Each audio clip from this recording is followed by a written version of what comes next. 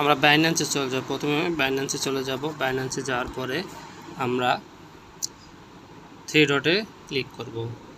Three dot মেনুতে click করব। Three dot মেনুতে ক্লিক করার পরে আমরা মোর অপশনটি দেখতে পাচ্ছি।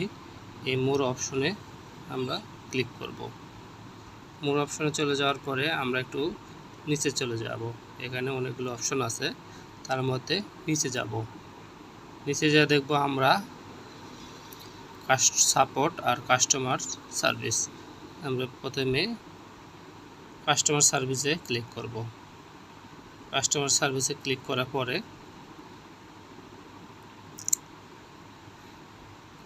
আমরা দেখব যে এই অপশনটিতে আমরা ক্লিক করব।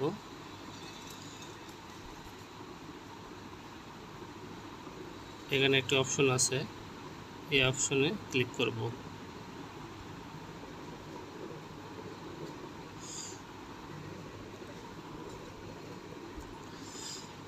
লিভ লাইভ P2P সাসপেনশন এখানে আমরা দেব।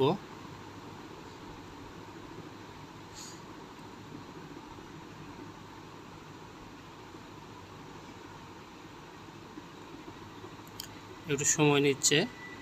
ওইখানে যাওয়ার পরে অবশ্য আমাদের যেটা আমরা অর্ডার করার সময় যে আইডি নাম্বার দিয়েছিলাম, অবশ্যই ওই আইডি নাম্বারটি এখানে লাগবে।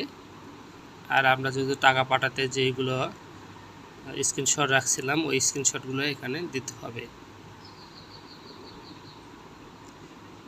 এইখানে আমাদের এন্টার দ্য অর্ডার আইডি, আমাদের অর্ডার আইডি এখানে অ্যাড করতে হবে। আপনার অর্ডার আইডিটি দিয়ে দেবেন। এখানে অর্ডার আইডি দেওয়ার পরে আপলোড ফাইল, এখানে আপনার যেগুলা ডকুমেন্টস আছে আপনার স্ক্রিনশট দিবেন, টাকা পাঠানোর স্ক্রিনশট এখানে দিবেন। আর এখানে কিছু লিখবেন। আপনারা চাইলে আপনারা বাংলা লিখে গুগলে ট্রান্সলেশন করে এখানে পেস্ট করবেন। পেস্ট করার পর সাবমিট দেবেন। তাহলে আপনাদের অবশ্যই সাবমিটে দিলে অবশ্যই আপনাদের কাজ হয়ে যাবে। তাই এখানে দেওয়ার পর আপনি সাবমিট করবেন।